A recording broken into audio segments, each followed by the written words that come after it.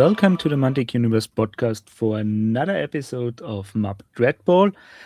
Today it's the last days of the Kickstarter. As time of recording, there's still a week to go, but I guess on time of release of this episode, there will be 1 or 2 days left. So we got our final updates to the Kickstarters, to the new stuff, and our impressions of it, with some news ahead, what's happening after. And I'm here with Dom. Good evening. And Matt. Hello, guys. Hello. Hello. So, first of all, as per our last episode, we discussed that there were no stretch goals at all, and soon after they changed it, and we got some lovely editions of it, with, by the time of recording, 3 of those being already unlocked. That we got, that's not the first one. Signed art prints as the very first ones, which is a lovely addition, I think, because I have to say I love my art prints from the Kickstarters, just to have something to show off, to decorate the hobby room and to go along with it. The second one was Score Trackers, which is always a nice addition.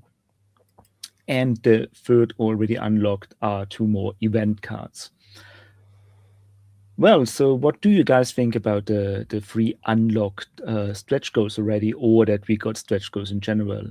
Dom? How do I put this? So stretch goal 1 was the art prints. I'm not going to lie, my opinion on the art prints as stretch goal is who cares? This does nothing. This does not improve or change the game in any way. Okay, I guess. Second one was the score tracker. Why wasn't it in the game already? We were, I believe, expected to track the score using the spare ball we'd have, which, fair enough, I guess we're saving on components, but now I guess we can make the component. That was like, second edition had a proper tracker. I think first edition just had a little token, like a cardboard token, unless you upgraded to acrylic ones. I don't know. Maybe I'm spoiled by second edition and expected a score tracker. I guess Overdrive by default didn't have one either. They added, I think there was like an upgrade or something where you got these kind of nondescript minis of giant hands that served as rush and score trackers. And the third stretch goal was the 2 extra event cards. I already am under the impression the event deck is a little undercooked. Maybe those 2 cards will help. If anything, it will be a little weird that the main event deck has 20 cards while all the others have 18. But I'm not sure how much that impacts things. Maybe it will serve to balance out the fact that the event deck heavily favors the favorites for initiative rather than the underdogs. So all in all, I'm not turbo impressed by any of those, and they kind of feel like things that should have been in the game anyway. So sort of, especially going in line what we said about stretch goals last time. Yeah.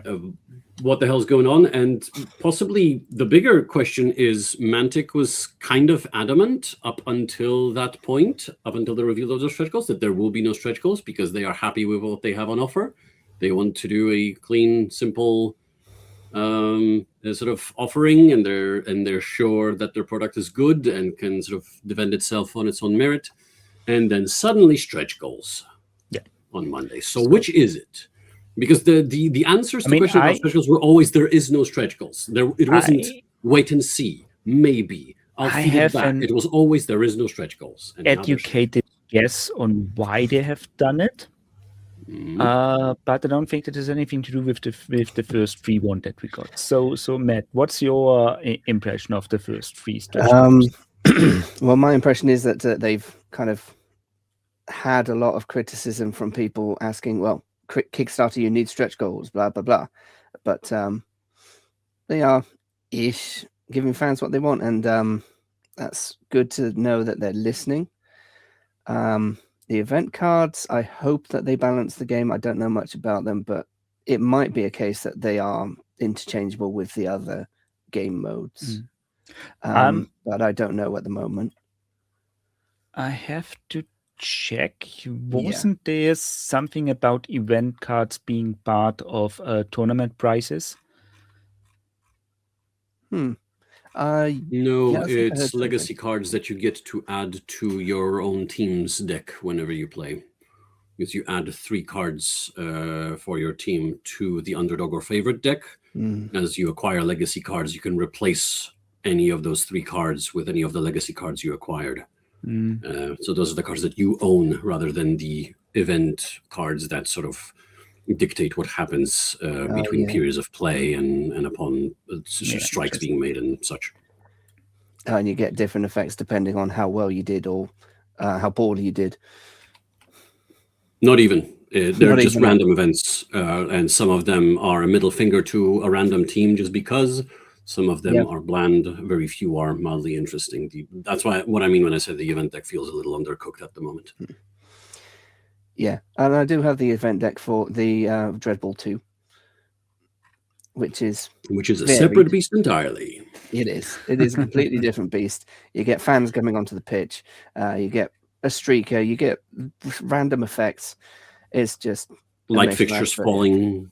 Yeah, but unique event deck for the Azure Moon the sort of pitch as well, or the league. I can't remember how it was included. I want to say it was a Kickstarter thing that has like tree sharks attacking the pitch and swarms of wasps or something like that, I think. Yeah, I do remember a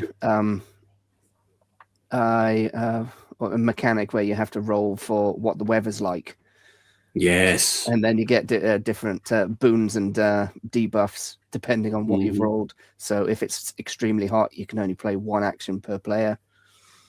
I think you can sprint or something like that. Yeah, you can't sprint. Similar stuff was explored with the pitches custom pitches introduced in Magnetar. I think that was worth pursuing, but alas, we're going in a slightly different direction. I have to ask this stupid question now, but if I got this correctly, you get your deck of cards, which is 18, and then expanded by the additional cards you get by winning the championship.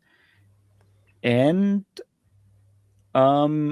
you draw randomly. You still get the deck full. So having more cards in a deck isn't necessarily an advantage because it just decreases the likelihood of getting said cards.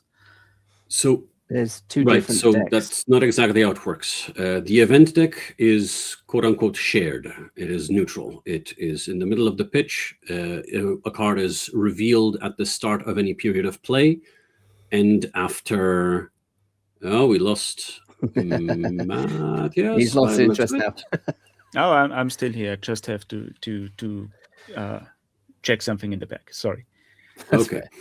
I'll start again. So there's multiple decks involved. The event deck is quote unquote shared or neutral. It's placed sort of in the middle of the length of the pitch, and a card is revealed from it at the start of any period of play, and whenever a strike is made. And it's just an event that either affects both teams or one team in particular or a particular player that's selected at random. Both of the sides, both of the teams, the underdogs and the favorites, get a deck of 15 cards, and they add 3 cards specific to their team to that deck and shuffle. If you acquire legacy cards after tournaments, you get to add them to your pool of 3 team cards, and you pick 3 of them to add to the favorites or underdogs deck before the game starts, from what I understand, from what I recall. So it's always 3 you add. So the size of the deck you sort of work with doesn't change, but its profile might be adjusted slightly. Okay. Yeah. Which is to say, the event cards that are being added don't actually affect any of those. They only expand this shared, this neutral deck. Okay. Yeah. So okay. So that's the bit on an event deck, the event cards, which is good. The artwork is always welcome. It's always nice to have a bit of background artwork from the universe itself to kind of decorate your walls, to kind of show us a little conversation piece maybe, Mm. or just having a little collection. So it's a nice little bonus. It's not affecting the game, obviously, but it's nice. And as for it said signed art print, so it depends if you always wanted to have your Dreadball artwork signed by Travis Johnson or Alessio Cavadore. I guess there are people who like those things, so yeah, might be something, but it's like No, not for exactly. everyone. And then the score trackers. We've had various incarnations of this over the years. We had a score and rush tracker for Dreadball 1 and 2, and those have been upgraded from cardboard to acrylic. You've had custom jobbies, like I did a air ambulance tournament with custom. They gave out custom acrylic action tokens with the little question mark token and the rush and score trackers. So that's a nice little touch. But you can pretty much track anything with a model.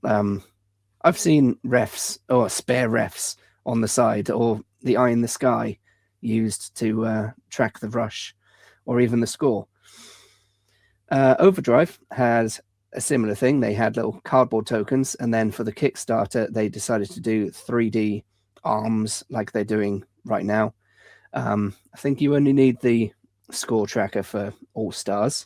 That's why they're both holding a ball. But I've got my example here from when I got Overdrive. So we've got one score tracker, which is the dozer arm. So if I turn it around, it's getting the background blur. It's getting the background blur. No, there we go. Maybe. We should get some pictures and just post them in the notes or something like that. Yeah, I can post them in the notes, but yeah, there's a big mech arm as well. So they're interchangeable. I put them on little Mantic bases for stability because the arm itself is great, but then the taller one can be a bit top heavy, so it just kind of topples over every now and then. But I can see the same happening with these two little score trackers. Just put a little base on them, paint them up how you want, and there you go. And it's a nice little visual thing rather than a flat token, just a little model to show where you're at. And those little touches are good. Right. So then let's go over. So by the time of recording, there are 3 stretch goals not yet unlocked. And I think those are the reason why we got stretch goals in the first place. And this is another team coming in from the legacy models and the old Dreadball editions, and I think this was a big request of the community. So that's why they added this as a stretch goal and not just a simply add-on that is already included. And there are 2 different levels of it. One is being a team card back. That's included with the all-in pledge levels and as an add-on, adding just the cards for the legacy MVPs. And then we got another stretch goal that actually gets you the minis as available as an add-on for all those who want that team but don't have the old minis for it. So as I said, I guess this is the main reason why they wanted to have a stretch goal in general, and all the others were just to have some tier lists to get from small to big, and not just straight in with the big team model release as one stretch goal and nothing else. Right. So let's have a closer look at the team in general. There was a community vote on that one, or people could tell which ones they wanted to have. Before we talk about the ones that were picked, do you want to say who you voted for, if you voted? let's talk a little bit about what we got in the end, and then, or no, just Tom, because who do you vote for? See, I'm trying to remember. I know that I voted for Gemini, and she's in, so I'm happy about that. But I also voted for Raiden because I love the Matsudan, and I wanted to see my boy come back and show people how to play Dreadball. But sadly, he isn't coming. I'm trying to remember who was the other one. I want to say it was Romeo Blue because of my fondness for the Neobots, but I'm actually not 100% sure at this stage. The important ones for me were Raiden and Gemini because of their unique double mini appearance. Yeah. Matt, did you vote? No, I didn't vote, but in my head, I had like 3 models, maybe 5 models in mind. Grack was one of them, along with Buzzcut, because he is a classic, just powerhouse of. He's just built for slamming. I can't remember who else I thought about. That's useful, but yeah, maybe having a variety. Like they've got a fair variety in this one. I am quite fond of the Metabots, so Firewall would have been one of my picks. But I think they've done pretty well with this. So yeah, initially my thought, well, and Mikhail Judwan,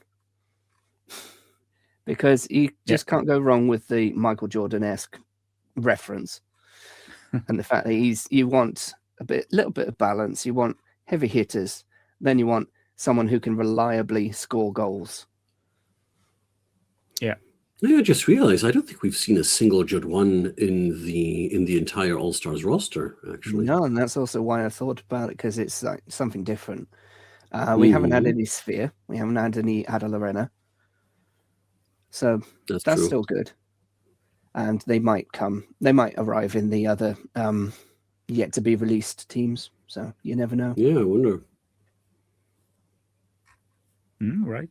So to tell everyone who doesn't see the pictures, it's at Kickstarter update, I think number 14, where you get the 8th All-Star team to see, and we have the Grak, Quick, the Gemini, the Phantasm, and Ragnarok. And I have to say, I'm happy that we got the Phantasm, as curious for an updated model for that one, and the Gemini. So I'm happy with that one. And it's also an interesting composition, as we got 2 large models and a double model in there. So it's 1 model more than the regular teams, in addition to having 2 larger models in there. So it's like really a favorite thing, and a special team, which is something I think better is the wrong word, because but I think it's more how to say, thrilling than the other Kickstarter exclusive team in there. That very much looks like just a regular team, while this is really something special. So I'm more happy with that one to be as a Kickstarter add-on for the models, despite it being just old things. So, but yeah, so I think this is something everyone should be happy about it, because those who already have the models can just get in and play. And while someone like me who doesn't have all of them is looking forward to getting new shiny models and the team with that one. I should prioritize painting them so they're ready. Then again, if I do keep the pledge or even stick to sort of what I have, I'd be tempted to. I'm curious if we'll get any sort of preview of the new minis, like, because the pledge manager will close a long while before release. So I wonder if they'll be able to show us anything of what the new minis will be like, unless they'll just end up scaling up the existing ones, which they can't. No, they can't. No, they can't. I mean, that's why these guys are in the running. Best I can tell, that's why some guys are not in the running, to the best of my knowledge. At least that's the way it was motivated to me in a comment. Might be, but as far as I know, there's none of the old Dreadball models are digital sculpted. So they cannot just use old files or old free sculpts and upscale them. They have to be done new. It might just be that some of them are in an intermediate state or already have some concepts around or are easier to do. I'm not sure what's in the background, but my last information about this one, that there are none of them are available in 3D. It might have been, and this is just me thinking out loud, is that they worked on more models for the All-Stars teams already, and therefore had a wider range of models to choose from that are in an intermediate development, or where they already try to do something with them, but then scrap them for something else and for the initial teams. So this might be the ones that we were able to vote for in a different part of the concept. It would be cool if they were a little more transparent about this. I straight up asked, because we are getting one team of 5 players with potentially 6 minis if Gemini stays as 2 separate minis. If I wouldn't be, I hope they don't sort of quote unquote chicken out. I would hope they don't make it a single mini, like a single base with 2 characters, and they keep the aspect of Gemini being in 2 places at once. But basically, I asked the question of is that all we're getting? If this is a bone thrown to the veteran players. And the response to it, me pointing out that we're getting one team consisting of 5 players picked out of 32 MVPs from 2nd edition. At that point, 30 found in the rulebook. Blaine was a promo, and Thoth from Magnetar Circuit. And I wasn't counting captains at the time because I already saw them popping up among different rosters. Turns out I should have been counting them because Phantasm is a captain, and there was a couple of other captains in the running. The response to that was, and I quote, "A lot of the original Dreadball players were hand sculpted, and we simply don't have digital files for them, which is how we ended up with the existing MVP list. The industry has changed a lot since we started making games." To which I bring up the point, isn't the plan to get the chosen players new minis anyway? What do the old files have to do with anything? Unless, of course, the new minis are just going to be the old ones scaled up. There was more that I had to say, but on that point, that is it, and there was no response to it. So I'm under the way I read this is that the reason we got to vote on the list that we got to vote on was because these guys either had digital sculpts, or possibly, like you're saying, Matthias, they have new sculpts in like a concept stage or something, rather than being completely forgotten / not being present in the game already. So I'm still, I'm not sure what that has to do with anything, given if they are supposed to get new minis anyway. But yeah, a lot of stuff to think about. Maybe there's so whatever's going on in the background. It's hard to tell for now. So right, but so I guess we are happy about the team composition in here. So everyone got something that they like. If anything, I'm tempted to say that Phantasm could have captained a team of his own that's focused. It's like the anti-foul team of some kind, either denying you the use of the foul die or penalizing you for using it. I'm curious how they realize Phantasm in this team and his pursuit of justice and all of that. I think he'll be the only. I was about to say he'd be the only honorable player in game, but Kimura is a Matsudan. They're honorable by default, and this one isn't. Obviously, this is not a thing in the game at the moment. So I'm curious. The whole foul thing is kind of obsolete at the moment. The only thing is the foul die, but then I'd suggest making it a coaching die instead. I mean, in the face of the foul die, shall we say, honorable is very easy to realize as a ability or limitation or something. It just means that that player cannot have the foul die added to his tests. Yeah, exactly. So I wonder if they will do that, or like, I don't know. I wonder if they'll make Phantasm particularly powerful in a certain context, but take away his ability to use the foul die or something like that. At the moment, I'm still not sure if the foul die isn't subject of change in the rules still, because I think we got an alpha or beta version of the rules to test. Yeah, we've got the alpha rules. Yeah. We got the whip Work in 1.3. I don't know if alpha counts. If you start your version number with 1, I'm not sure if it still counts as an alpha or beta. But it is a whip, apparently. Yeah. A work in progress. That is.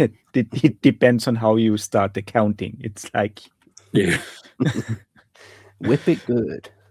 Yeah, no, but I think it's so the rules are still up in the air for things to change. So until it went to the printer, things can be changed if people don't like it, and everything that gets a bad review. I think this is the main reason why they put it out in the test in general. First off, so that people can try if they like what they buy, which is always a nice addition, but also to get reviews if there need to be things that need to be adjusted.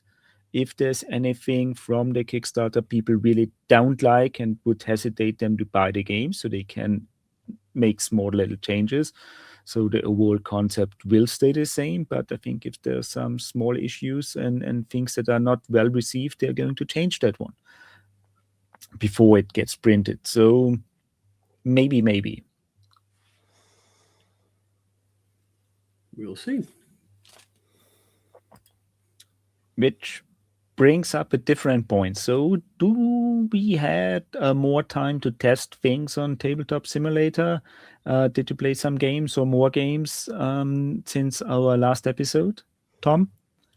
Sadly, I don't think I managed to get because let's see, because I played Jets and Juggernauts before last recording, and I have since then played half a game with the other pair that was revealed, the RBN Riders and who was the other one? The Painkillers. Oh, Painkillers. Right. Yeah, like those were when the TTS mod was released, it was Jets and Juggernauts. Then Painkillers and Riders were in the second update. Since then, all the other teams that have been revealed so far, except obviously for the classic team, have been added. I sadly haven't gotten to play with any of them just yet. I've taken a peek at their rules. Let's see, the Sabercats. This is interesting because the Sabercats are very much focused on the bodyguard aspect of sort of keeping Logan safe.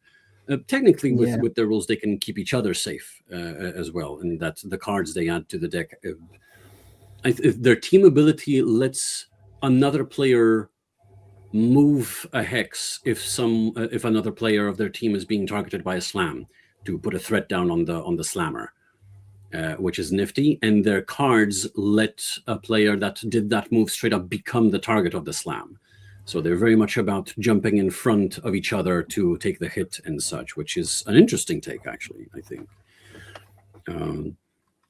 Mao, the cat lady, seems to be taking some lessons from what was she called? There was an MVP with an ability of the same name in the previous edition. Eclipse being a wolf lady, as far as I can tell. Mao is a cat lady. I don't know, maybe just very similar, very stick together or something.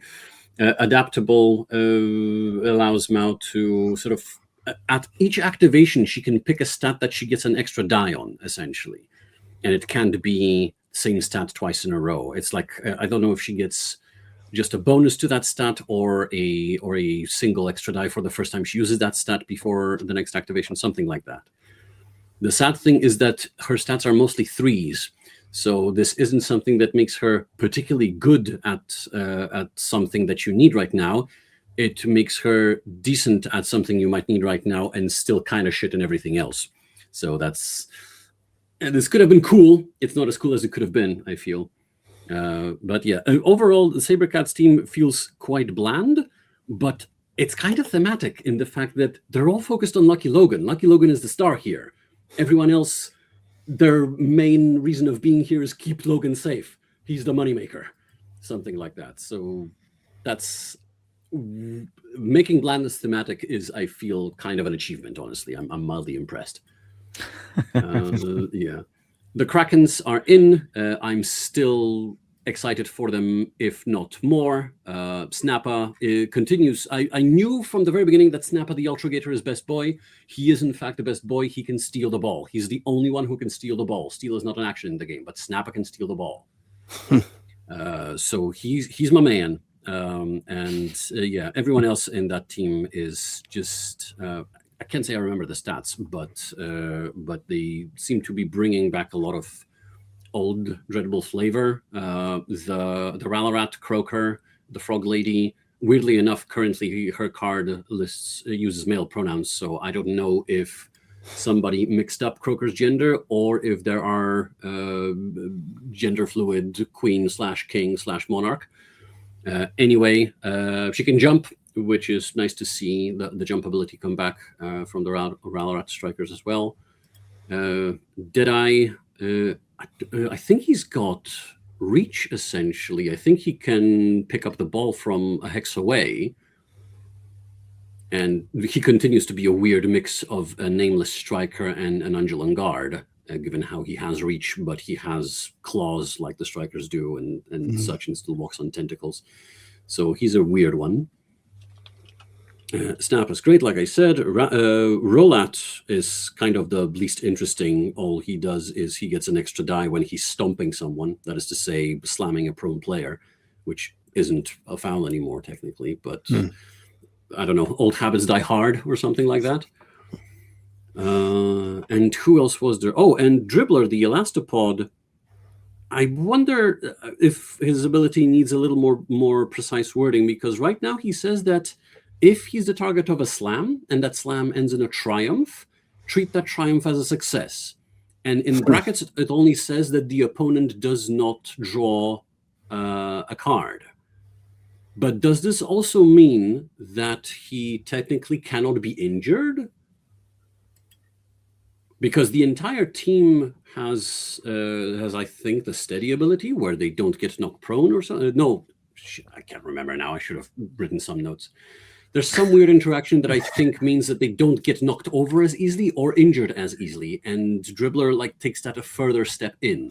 That's interesting, yeah. I think it's a die roll. If they get hit by a slam, you roll a die, and on a certain result, they either only get knocked prone if they would have been injured, or don't get knocked prone if they would have been knocked prone. And then Dribbler says, if it's a triumph, it's only a success. So unless you don't need to triumph to injure someone.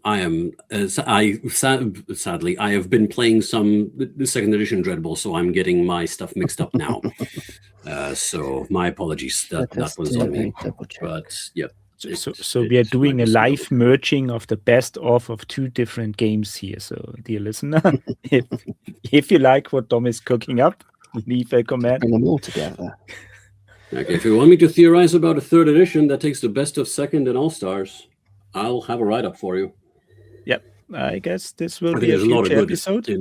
Yeah, absolutely. There's a lot of good in All-Stars that I feel can make Dreadball great again. So I'm sorry. That phrase is just forever tainted. That tasted really badly in my mouth. I apologize. Yeah, just looking up slamming. But yeah, so, excited for Krakens. Saber cuts are bland by design, and they do it great. Slammers, actually, as much as their designs weren't blowing me away, slammers are kind of cool, because I remember complaining about why would a convict team not be able to foul whenever it wants, because the opponent has the foul die. Guess what? The slammers are basically a new incarnation of the convict team, and they just keep the foul die. They just don't give it away. They start with it and they keep it, which makes perfect sense in context. And they do some extra sort of stuff with the foul die where, or with fouls in general, if I recall correctly, where I think Nightshade interacts with it and someone else. I mean, so to sum up our experience with the rules is that it's actually better than we expected to a point.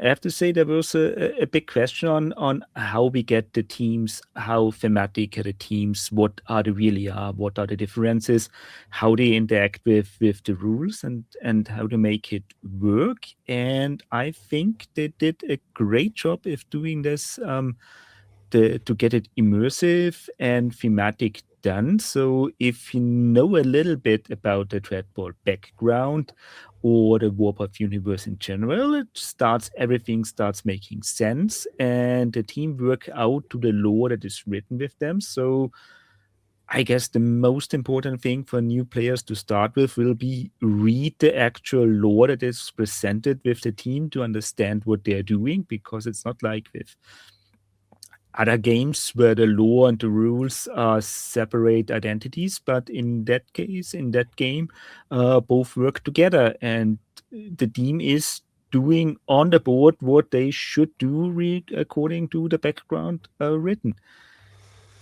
Right. I've just been scrolling through the rules regarding the possibility of not being injured. Slam rolls on a success, the opponent needs to make a grit roll. If they fail that grit roll, they become prone. If they fail it while they are prone, they are injured. And a triumph knocks you prone first, I think. Yes. A triumph pushback, then knocked prone, and must take a grit roll to avoid being injured. Then you're risking injury. However, you if you it just takes him longer to get injured, basically. It's I'm wondering, basically, I need to read it carefully to see if there is a quote-unquote exploit there. This might be intentional as well. It might be that Dribbler was literally what you just said, Matthias, about the interaction of Lauren rules. Dribbler was the stunt double for Schnurkel the Avenger in the movie about Schnurkel the Avenger, and got hired to play Dreadball because it looks like he plays Dreadball, or at least is hardier than Schnurkel. He's straight up better at it. And that might be the point, that good luck injuring Dribbler because he's such a hard elastopod. Honestly, I'm on board. Schnurkel, I have used Schnurkel in leagues purely to get his crowd puller ability to earn some extra money. But I didn't really feel them much to achieve anything. And I'm totally on board on Dribbler showing us how elastopods really can play a Dreadball. So Krakens remain my number one team for this game. Yeah, I've used him once in Extreme, and he got crumped pretty bad. Oh no. But yeah, essentially, the last of his kind. The extinction of the elastopods is at hand. Last of his kind. So he says. So he says. This is so he says. Despite the fact that the audience is filled with other elastopod people cheering him on. Yep, and there's one. He's got a gimmick. He sticks to it. What are you going to do?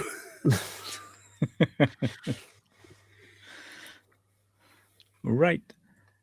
So, something else I want to quickly talk about is we got in one of the updates a size comparison that is interesting for two things. The new models are slightly larger than the old Dreadball models, which were, how to say, more 28 mil true scale PVC models. The newer ones look more to be in a heroic 28 mil scale, so a little bit oversized on some parts to look better. And we got in one of the updates, I think one of the jets standing next to a model from Halo Flashpoint, which is, I think, a good head taller than the Dreadball model. Given that Flashpoint is also somewhere in the 28 mil to 32 mil range, with Spartans in general being like a head taller than normal humans, because Spartans are taller than normal humans. They are depicted that in the lore, so the models are large in size as well. And which should give us that how to say, Dreadball Allstars is more or less in range with the other new line Warpath models of their 28 mil to 30 mil scale, so they should fit with the current Dead Zone Warpath Firefight models as well in that regard. So old models might look a little bit too tiny or too skinny next to them, but overall, I think it's a fine size, and this should also give us a good impression on what the larger models, like comparing now the models of the Jets with the Hulk-sized ones from the Juggernauts. That is like about 2 heads taller. So yeah, the giant models are giant in Dreadball Allstars as well. So yeah, they could be comparable with some of the giants from old school Dreadball. I think Caradon would feel right at home. In fact, if you look at update 7, there is a comparison of the 2 orcs from the 2 games. There is the Allstars, I want to say that's Whiplash, compared to an orc guard from the Marauder team. The orc guards being one of the, not the biggest regular players, but one of the bigger ones, a common big mini you would see. And he is sort of, they have a, Whiplash is more of a running pose while the other guy is waving his arm around, but Whiplash is, I want to say, about a head-ish taller than the orc guard. And they are arguably supposed to be the same size, I think, lore-wise. So it's the scale of the entire game has changed a bit. You can see that in update 7 if you want to take a look and get an idea. There it is. Yep. So for everyone watching, we have it on screen. For everyone listening, Kickstarter update 7, a nice comparison in there. Part of it could be the base as well, because there is slight difference between the base thickness on there, but that's also accounted for the fact that it's a hex base for the one on the left.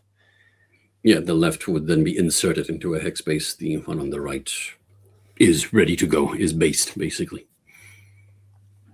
It's basically based. I mean, also a big difference in here is that they updated the Marauder or Goran design from their very early days. So if people are familiar with what the current Dead Zone or Firefight model looks like, they are already a bit more, how to say, anatomically correct or human posed compared to the old ones, which were like a very how to say, what's the Quasimodo-like pose. You think about the hunched over pose. They were more monstrous jutting forward. Because I'm being a Dead Zone Marauder player for quite a while now. I did see the change. They were initially quite monstrous, big underbite, not much going on behind the eyes. But now, seeing as they're leaning into the whole "they are mercenaries" thing, they do have some level of intelligence there.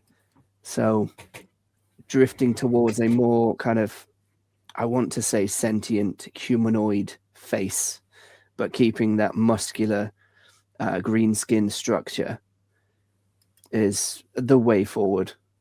The updated models are really good. Yeah. So this should be, how to say, something good in general. So we are looking that Mantic is keeping their current design speech from their Warpath universe in general over all their games. So which wasn't the case in the past always, because when they updated designs, they were left over. People transitioned between games and the design varied a lot. But now I think they have found their niche on what they want to do and stick with it. It's so I'm looking forward to the updated models in general, because I think they will look great also with all the others we got. There's one thing I need to point out, because I think I need to correct myself. I was under the impression that we'd be getting new minis for the old MVPs. and which is why whether they're sculpted in digital format or not shouldn't matter. But I am reading again and paying actual attention this time to the caption under the comparison picture that's currently on screen. All-Star Miniatures right are larger than previous titles players left. The add-on pack will feature scaled-up versions of the original players to match the new All-Star sizes. We're not getting new minis for the old MVPs. We're getting them scaled up. That is why presumably only the ones with digital sculpts were in the running. That all adds up and checks out. That all makes perfect sense. I just should have read with more attention. That is on me, and I apologize. Yeah, that's the thing. They always put the warnings for the spells at the end of the spell. In small gray print, no less. Yeah, it's small print, just to catch you out. Right. We got there in the end. Was there already an update on the colored plastic? I might have missed that one. I do not recall seeing one regarding that. No, because this was like in there was an armor on for the Wargamer magazine Discord where it was mentioned that it might be an option that we get different colored PVC for the different teams if the community requests it. So it might be that this is going to, they may or may not ask about this one in future and let the people decide if that's needed. Just to make the entry level a little bit easier, because it's not like that. How to say? All the different teams got different models, so you can't really miss or exchange them on the board if you know what your teams looks like. But just how to say? It's still, if you have different colored models in addition to a different shape, it adds on without a need to paint things. So this might be something for the board gamers. Exactly. That is more. It's not It makes important. Yeah, sorry. It makes it more able to be played straight out of the box, in that sense. Yeah, especially early on when you're learning the game, you basically taking that cognitive load of having to determine which gray shape is the one belonging to you. Making them colored would be that much easier. Even the notion of adding colored rings to attach to bases would kind of solve that problem. But yeah, I mean, it's like some people are better with shapes, other are better with colors. So it simply is easier than you have different sized models in different colors, and you know which ones are yours, and easier to move before you start painting them and things like that. So that might partly be why they have a variety of characters and races and species within each team. Except for the Juggernauts, they've got 2 orcs, but slightly different poses. So that they'll pose a bit more of a challenge if you don't have some kind of color differentiation. Right. Okay, so that said, let's have a quick jump back to our MVP team, because we didn't talk about what they actually are, because it's being an old...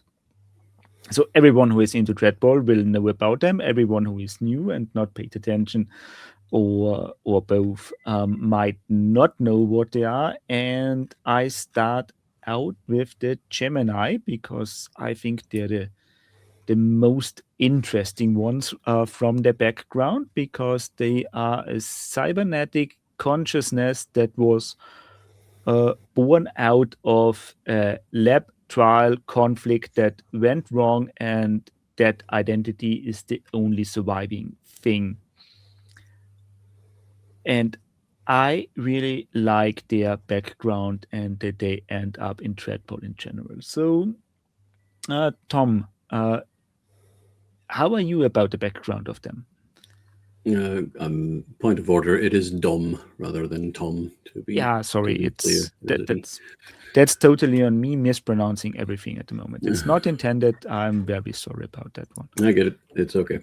Wasn't ever, so my only sort of knowledge of Gemini's background is from the blurb in the second edition rulebook, which I think is what was transcribed into the Kickstarter update. It's cool. I enjoy it. I think they're more interesting as players on the actual pitch. With the it's an interesting combo of linked and runaround abilities, which basically are two abilities that let two minis act at once, more or less. Can't feel a thing being neither here nor there is just makes them more hardy. But linked means that if you play an action card on one, the other one can run first before you execute the action. This is a hallmark of the Neobot team in second edition as well. And runaround lets you play a single action token to let them both run, but it counts towards both of their action limits.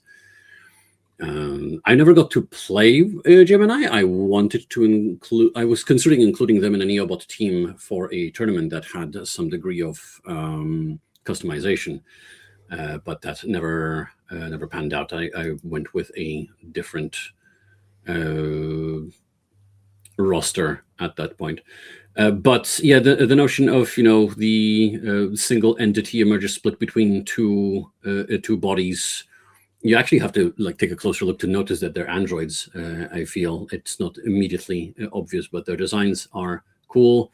I fully expect some getting painted like Sadako from the Ring movies. I don't know, call one Sadako, the other Samara, if you want. Or something rather than harmony and melody. And it's a pair of Garden Striker, which obviously no longer holds that much water for All-Stars, but presumably one will be better at punching, one at the other at playing the ball. See, that's the thing. I imagine they would just keep them as a single card, but activating that card will let you activate both minis, presumably? I really hope that they'll stick to the gimmick of them there being two of them on the pitch, and playing at once, making the old guard a six mini team as a result, in an interesting sort of situation. Yeah, yep. Germany was one of the ones I voted for, so I'm absolutely keen that they're included.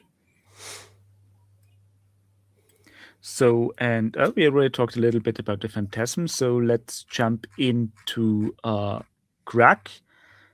Matt, what you said you voted for Crack. Well, I would have, yeah. Let's have a look at his stat block. So Grack is your typical smash all the things, make sure they just don't get up again kind of player, much like Buzzcut, which I mentioned before. Where are you, Grack? I'm trying to find you. Sadly, there's at least two, if not three, versions of the rulebook, so I can't even give the page number. So Grack, he has, well, he's not as strong as Buzzcut, obviously, but he's got Pile Driver in the initial Dreadball 2 stats, which means he can pick them up and just drop them where they are, and then Uncontrolled. So if he starts an action with an opposing player in any of his threat hexes, then he must slam them. So basically, he's going to go out, he's going to punch faces, and no one's going to tell him tell him when to stop. When you said that he's there to punch all the things, you pretty much encompass the entire Grack experience. Yes. I was going to say uncontrolled. The uncontrolled ability is exactly that. If there's someone near me that are getting smacked.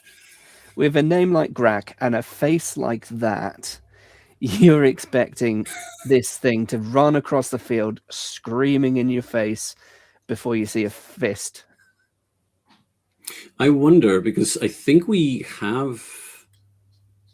Wheelie's got the ability to make a slam after a sprint action. So he's the one that sort of rolls across half the pitch to smash into you at full speed. I wonder if Grack will be more about sort of area denial, or like if you want to put threat on him from like multiple sides, you need to be aware that the next turn or like the next activation, those people will possibly die, because Grack will take kindly to that. You So either take him down or he takes you down. A short-range turret automatic slam machine. Kind of. Yeah. That's what Additionally, with the pile driver, it imposes a negative modifier to armor checks. So I can see that translating to the grit check. That, and he'll be knocking players prone rather than pushing them, possibly. Yes. Because pile driver lets you just knock a player prone without pushing him. So I wonder if that will be how his slams work. You can choose either or, but I think you can choose.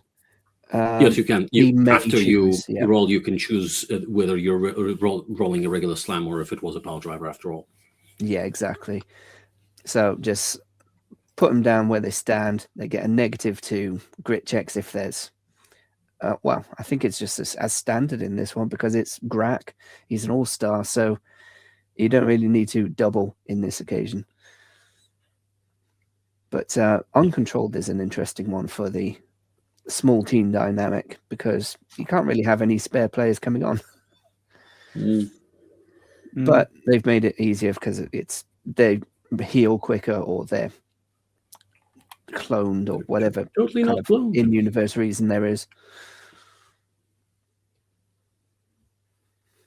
Yeah.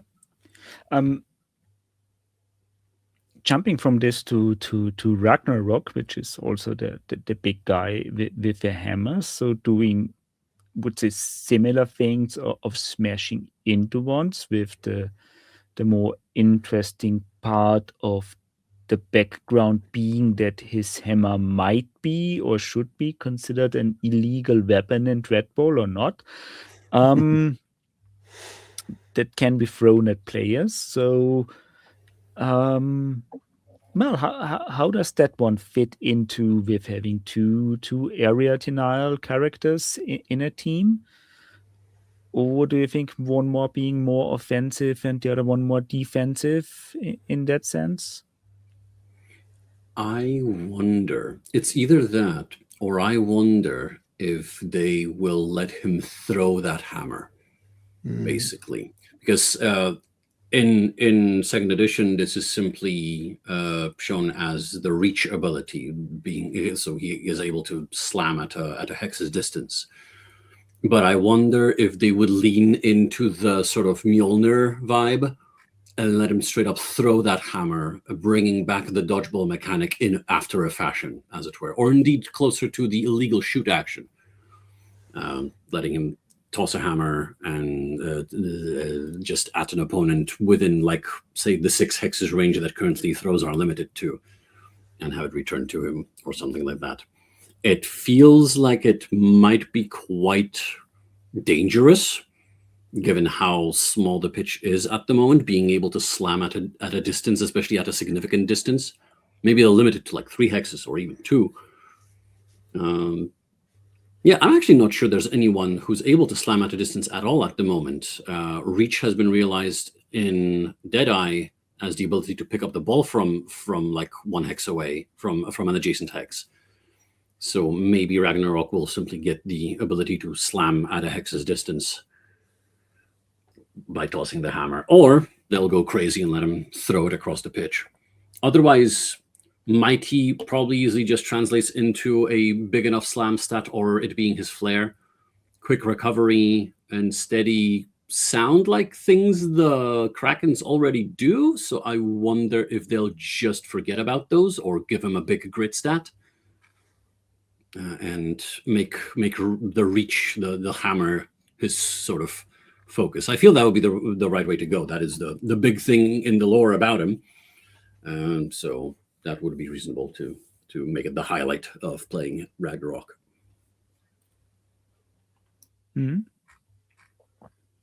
Right, and then we have the last one, which is Quick. No. Yeah. So yeah, I'm not sure about that one. It's like so high skill, high handling abilities. How does he fit into the team in that? Because for now I'm I'm not sure how they all work together, or if he is then the one that makes the team work. Yeah, well, he is a keeper, which means he's got the kind of strength of a guard, but he can also handle the ball. So that doesn't mean much in All Stars, but it has kind of transferred over a little bit. I'm thinking he would handle the ball and he'd be able to keep it, but also with strong tail, that might translate into you can kind of evade, and if you get a triumph on that, you knock your opponent prone, which is pretty much how it worked before. You get a triple. Well, it says doubles on an evade roll. One opponent he was evading away from, they're hit by the tail and knocked prone. Steady That's players been remain errated standing. into a triple. That's been errated into a triple. The rulebook still has did. The strong tail was the sort of key feature of all the sphere, apart from maybe their captain. I wonder if they'll focus on that. In terms of his function in the team, I kind of expect him to have high throw but not great strike. Yes, high skill, but he has the unique clearing pass ability that lets him actually make throw actions at a -1 rather than only punt the ball as keepers normally do. So I imagine he'll be the guy to retrieve the ball and pass it to whoever's making scoring points, which, given how one of the Gemini twins has a skill of 3 up, I imagine that might be the main quote-unquote striker, with Quick being the support sort of passer, shall we say. Yeah, I completely agree. Having a support, especially with threatening, that kind of invokes a negative, an extra negative modifier. There's no equivalent to it yet. No, not yet. A lot of these MVPs have a whole lot of abilities on them, and then you have to pick, the important thing about them to sort of execute in the new format. So I'm curious where that you have to condense them down somewhat. But definitely keeping the strong tail, because that is a key characteristic of all of the sphere. So that would be the main support he can give, just taking them down to their knees for a bit for Grak to come in and smack him on the head, basically. Grak, or indeed Ragnarok.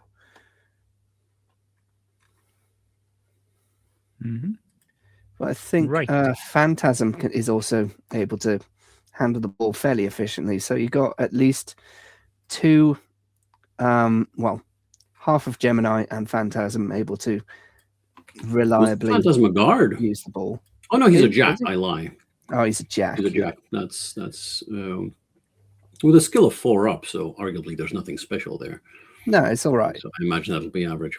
I'm very curious. It's, like I said, I thought Phantasm could be good in a team of like an anti-slammer team, essentially an anti-foul team. But him being who he is, being honorable and having the pursuit of justice ability, I wonder if there'll be something about penalizing opponents who use the foul die or something. Probably the more interesting thing is whether Phaser will see a comeback in some way, whether he'll end up, zooming through people and confusing them or something like that, or straight up avoiding any punishment from slams by just detaching himself from reality. Side note, I was looking at the I think they're using, I have no idea, but I feel like they might be using like the master images for them in the Kickstarter update, because these pictures look a bit better. They're quite crisp compared to the pictures in the rulebook. And this is weirdly the first time I noticed the sort of underlighting painted on Phantasm. And I don't know if I can pull this off, but I haven't painted a Phantasm yet. And I think I want to try and accomplish this, because I painted mine to look like the classic Vision costume from Marvel. Oh yeah, that's a good idea. That's cool. Yeah, but the sort of object source lighting from below does that's really cool. An excellent job. And this is the first time I see it, so it's cool that I'm under the vague impression that they didn't just pull out screenshots from the old rulebook, but they grabbed the for whoever they had, at least the original images. So that's boss. I'm wondering if they might do Phantasm in clear plastic. Maybe. So he never was in clear plastic. No, the Yeah, original the team Lorana was, team was, but he wasn't. Yeah. I wonder. That would be a giant outlier, though. Like especially if they stick to gray plastic for everyone and just cast him in clear. That it wouldn't be worth their time for that. So I am doubtful that will be the case. Maybe. Let's see.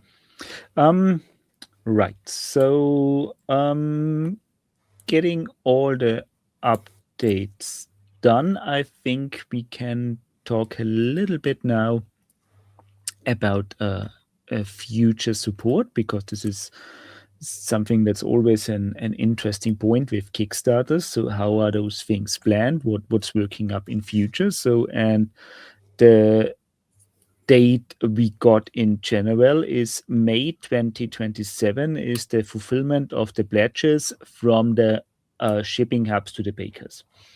So we should expect to be in May. I would say July is the expected date for people to get their pledges and their boxes to start playing. Some earlier, some later, if everything works out as planned. Add another month if something goes wrong and we have August. But this is the time frame we're looking for. And the information we got from Mantic was that they are looking to get the regular retail releases to be done after that on a regular basis during 2027 into 2028. So about 2 years from now to release everything, not just the stuff shown in the Kickstarter, but there are also 3 teams already announced with their names. So the Sevens, Vanguard, and Titan Core, and Fire and Ice Arena Pack that are not yet part of the Kickstarter, but will be for retail release only.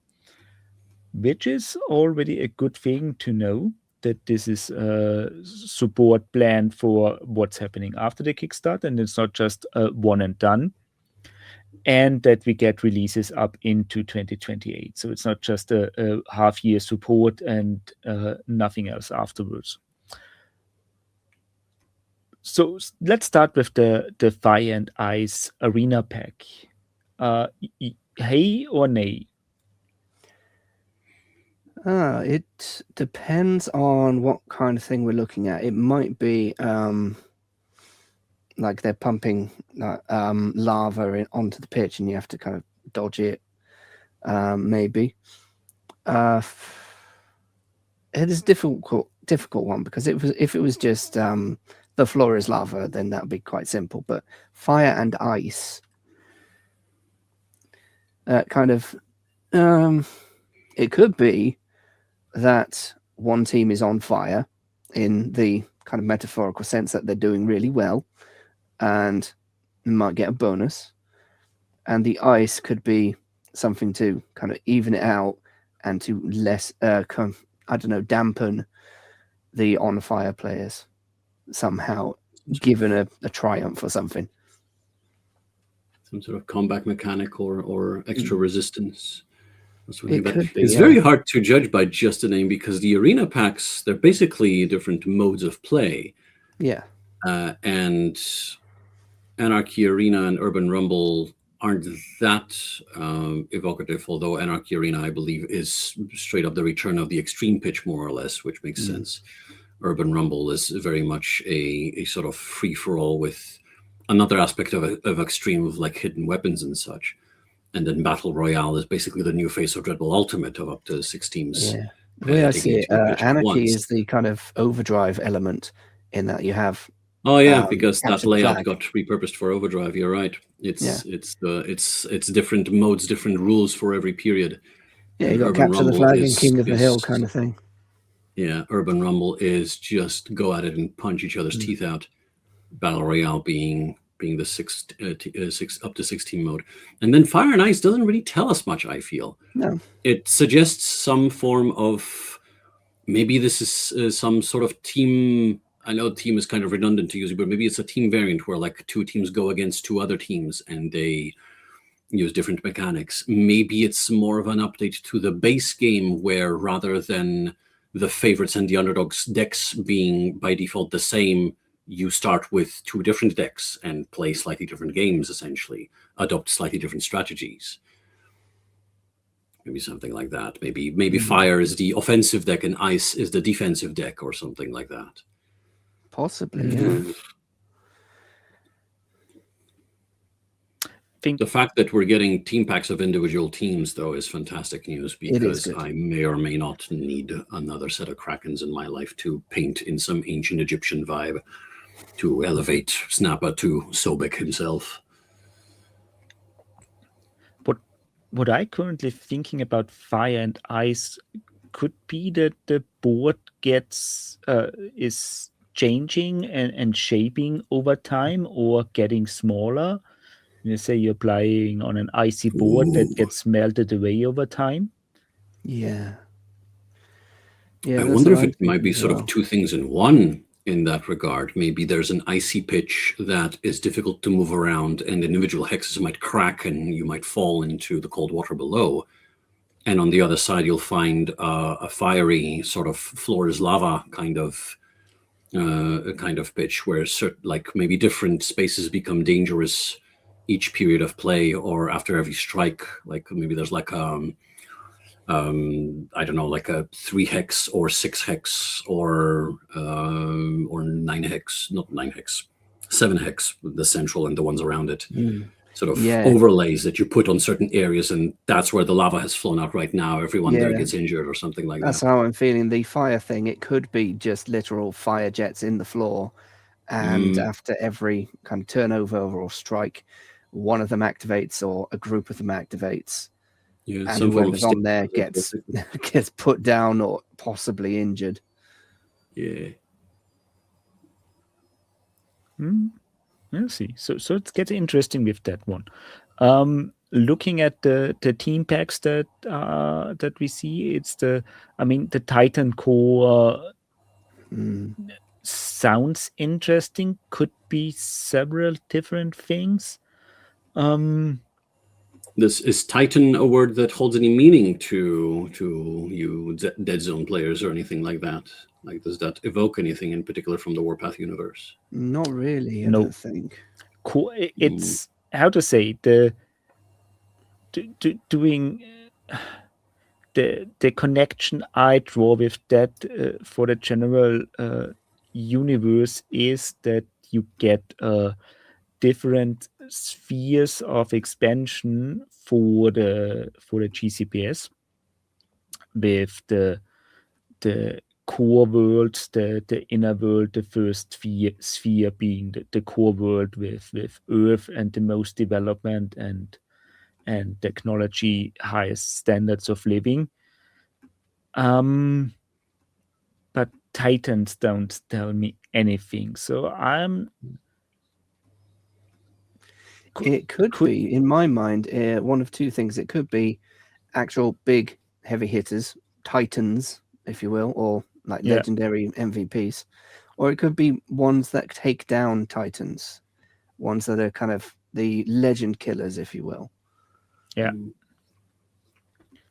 I, on the other hand, wonder if they'll simply be a robotic focused team. Maybe we'll see a return of a Metabot or two of some kind. Maybe some of the Jatari robots that were introduced in Extreme and later returned as part of the Renton Rejects team. I want to say Wayne Gretzky, I think, was a robot MVP, but I think he also was specifically written as he's processing so much information, he plays the game on an entirely different level. So I wonder if he'd be more suited for the savants. Yeah, probably. But yeah, I think there was some other robotic characters that. There's Neobots as well, which I'm quite fond of, but they really only really do well if they come in as a team because of the whole linked situation. So I don't know if there's space for them. And then there's the Mechanites assembled out of junk, which would be interesting to see Slammers go against them, given how brute force was the Mechanite captain. The Excavator, the Broker captain, which is literally just robotic drilling equipment. That will be interesting to see come back. No, exactly. Who else was there? Brute force is already in. The Praetorian, a straight up Asterian cipher, could come back as part of the Titan Core if it is indeed robotic in nature. We don't know anything about number 88. They could be a robot. They could not. Giants, probably not. Alokan, I think, was a cipher as well that had its operator's consciousness stuck in it. On the other hand, Alokan was also part of the vote, so I wonder if he'd be considered for another team as well. The Titan Core could actually be the Giants because they've already got Beta Simeon. Ooh. Alpha Simeon was one of the original Giants, so the Titan Core could be a team of Giants. Just all players on the big basis and the biggest minis you've seen in the game so far. Or even bigger than what you have seen already if they were to go nuts. Like maybe make it a team of just 4 of them, but huge. And I don't know, and like an extra activation among them or something like that. Mm-hmm. Interesting approach. I wonder if they would go that far as to, especially with Overdrive being still sort of in universe a thing. I wonder if they would. Oh, Matt, you remember how your question about a crossover with Overdrive got a blue heart reaction from Ronnie? It got a little blue heart. I wonder if that is what he meant. I wonder if you nailed it on the fucking head. Mark this gentleman's words, everybody. Take note of today's date is the 1st of April 2026. Take note of that date and the date of this episode's release. And whenever Titan Core comes out for All-Stars, check if they're Giants, because if they were, Matt has called it over a year ahead. I'd be so fucking chuffed if that turns out to be the case, man. I'd be really chuffed. Yeah. Right. With the other 2 team names, Vanguard sounds like how to say small sneaky team to me. Which we have some species in Dreadball that would fit. I think Vanguard is more of a kind of it's a medieval term as such, but yeah, but the Vanguard is I want to say basically the forward guard, the ones who go first, as it were.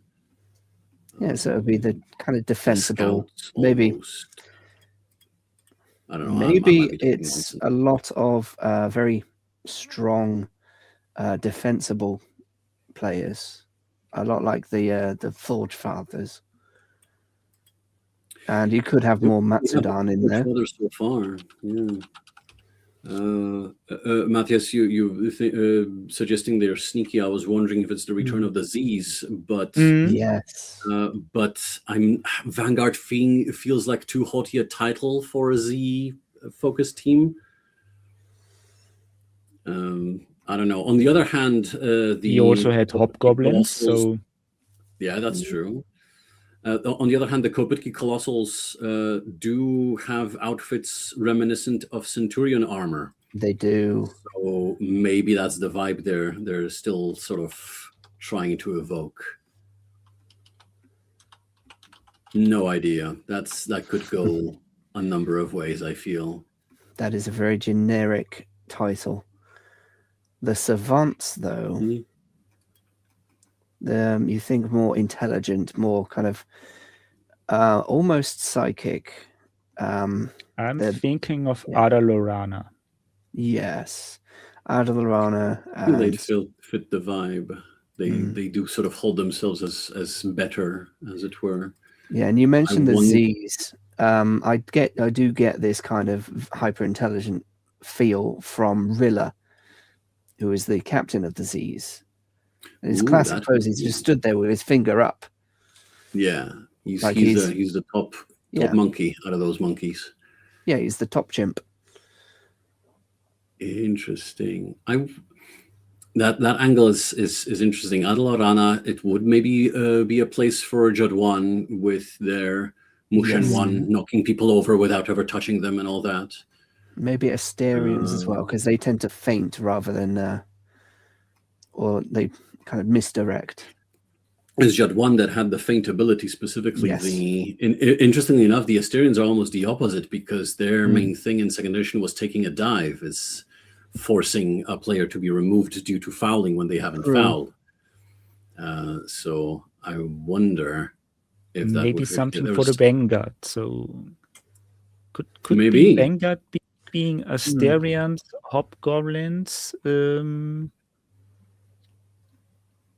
We already have a Pseudochan in the Riders, Yes, so we the do. Savants, I don't know if they'd fit another, telekinetic pseudo-psychic person, although from what I understand, their telekinesis is all smoke and mirrors. And then there's the Chorus, who have portal technology. So their playstyle could be more around unexpectedness, positioning, thinking outside of the box. Or in this case, the Hex. Indeed. Seeing portals come back would be interesting, and that would, especially with, if we're talking MVPs, we'll be looking at Kryphos, the Chorus captain, who had the portal master ability, letting him place multiple portals at once, which would make sense in context of All-Stars if you want to set up a connection between two spots rather than set them up one by one. No, exactly. Up to more beneficial. Up to 2 portal counters in a single action, and can place them up to 3 hexes away. So you could probably just take that almost verbatim and let him basically set up a connection between one side of the pitch and the other. Yeah, especially with the shorter pitch as well. Very interesting. So Savants being about the out-of-the-box plays, the advanced tactics and strategy and outsmarting your opponent. The Vanguard potentially being the sneaky ones. You never know what hits you. Attacks out of nowhere, and unusual tactics. And Titan Core, who knows? Maybe the return. Maybe that's the Overdrive crossover. Maybe it's the return of the Giants to the Dreadball pitch. Arguably, Wheelie kind of already evokes barricades, so I'm not sure I'd see it come. Oh, if we're talking Giants, and especially with Savants coming out before Titan Core, I wonder if they'd consider bringing Synecdoche, who is technically a giant, but his whole spiel is being a giant jellyfish that does mind control. That would be a way to mess with things a lot. So yeah, I did have him in the back of my mind. Well, it in the back of my mind. Not sure what if they have a gender at all. They are these big jellyfish things that play with your minds. I wonder if not Synecdoche, because they're a giant, maybe someone like from a similar species or a related species from the same planet or something like that. Yeah, exactly. It's kind of a smaller version, but that would work really well with portals, because you force someone into the portal because you mind controlled them. Then they get lost in the portal. Which happened to my brother once. I pushed one of his humans into a portal, and he's just gone. Happens. Or it's one of those weird teams that I haven't played a lot. I should play some of these weird teams more. Like, there's still a while before All-Stars actually comes out. There'll be plenty of time to play Dreadball 2 before that happens. Yeah, Chorus aren't great overall, but if you get in that position of a guard with shove in between, well, in front of an enemy player who has a portal behind them, then you shove them in, they're at a minus for their confusion test, so it's likely that they're just not going to be there after that.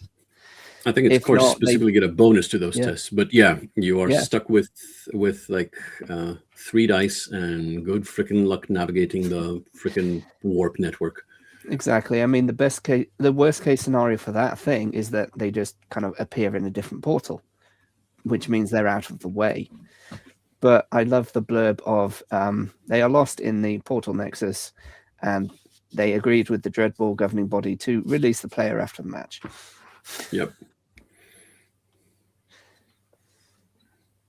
Right. The DGB will force the chorus to return the core player after the match without injury. No, this is our pet now. He's lost to the portal. You can't have him back. Maybe the next game. Yeah, so I think it's still exciting times ahead, I would say. Definitely. Yeah, if anything, the team design so far appears to be the highlight of All Stars. They've like my qualms being what they are, they have knocked it out of the park in terms of evocative, thematic, interesting teams. So I'm hoping they'll keep it up with Savants, Vanguard, and Tactical. Interestingly, Slammers are not mentioned here. So maybe they will stay completely exclusive. I was under the vague impression that they would probably come out, but with different sculpt. But maybe they just won't. That'll be a little bit, I'm not going to lie, but... might be a good thing. Like, I know what exclusive means. I'm just not a big fan. I was hoping that it will be just the sculpts that will be exclusive, but none of the language on the page confirms that, so... I mean, it's always a little bit controversial because there will be people who will be angry because they are not released later on. There will be people who will bitching about if they are released later on because it's absolutely. And things are so. And there will always someone complaining no matter what. It's more interesting one if we see the old guard getting released later on, or if that one stays exclusive. I think it released at least as a card pack. I feel that would be, if you ask me, there should be more card packs like that, but that's me. I mean, something that we keep in mind is for those new to Mantic games in general, they have a physical reward system that if you buy some of their boxes, you get some Mantic points on them. They are on the cardboard, I think. Yeah, they're little cardboard cutouts that you can take from the packaging. They even give out they used to give out little cards that you can stick them onto. And then send them off to Mantic HQ. And yeah, there are the possibilities that you mail them the points when you order something, that you exchange the points when you visit them, or when they are on cons, or that you can trade in with some items. And often it happens that those Kickstarter exclusives end up being Mantic points item that you can, as a loyal buyer, can trade in your points or your reward points to formerly exclusive models in that way. So it might be that... Not a bad way to go. Yeah. In this case, I think. Better than nothing, if you ask me. I mean, it would be a way to keep it available for those who missed the Kickstarter without getting those angry because it's not mutual exclusive anymore. Yeah, just a different level of exclusive. So it would be an easy solution to that thing. So not being a regular release in that regard. And it also the possibilities to maybe get additional sculpts or models as a Mantic point exclusive in there as well. So depending on, I hope this episode goes live before the Kickstarter ends. And then we will see which things change until that, because from time of recording, it's still about a week to go. With our good luck until now, there should be some big releases coming up tomorrow or next week already, so that we missed that one in the episode. And one thing to mention still is that if you guys listen to this later on and missed the Kickstarter, usually there's the option for a late pledge to go directly into the pledge manager without going over the Kickstarter portal. Don't know if this is happens this time as well, but there's a big maybe, so that until the pledge manager closes, you might be still able to bake it. But this won't count towards the stretch goals, obviously. So hopefully everything is unlocked until then.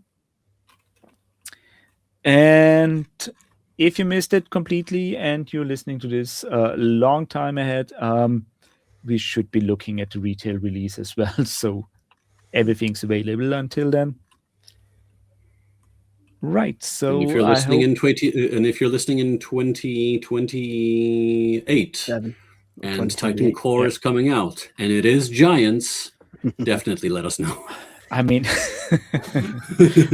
we definitely have to come back to this episode in 2028 to check which of our suggestions for the team were right, or if Mantic even took inspirations from our talking. What are the possibilities? But just, I'm not sure. Maybe I just thrown out a name and look what we can cook up with that one. True. Let the fans speculate and then go from there. Yeah. And so, right. So genius or laziness, you decide. Let us know in the comments what you think. Maybe our ideas are better what Mantic is coming up with. And I hope you guys are now excited as we are about it and looking forward to the release. And until then, everyone can still play, not physically, but online on Steam with the Tabletop Simulator and the new team packs. So we are not actually missing out until the release, and still can try things until the rules are finalized. Maybe we are going to have a recording of a game or a live stream, depending. So, dear listener, let us know if it would be interesting to something. Given that those listening on Spotify might not be very happy with us streaming or recording a game on Tabletop Simulator with nothing to watch it. Might be if we need to do a sports commentary there to go. I was going to say some good commentary might solve the issue. But dear listener, let us know if this would be something you wanted to listen to, or rather to watch. And with everything covered that so far, I call it a day. And dear listener, wherever you're listening, I wish you a good morning, day, or night, and goodbye. Thank you very much for listening, guys. Take care. Farewell. See you next time.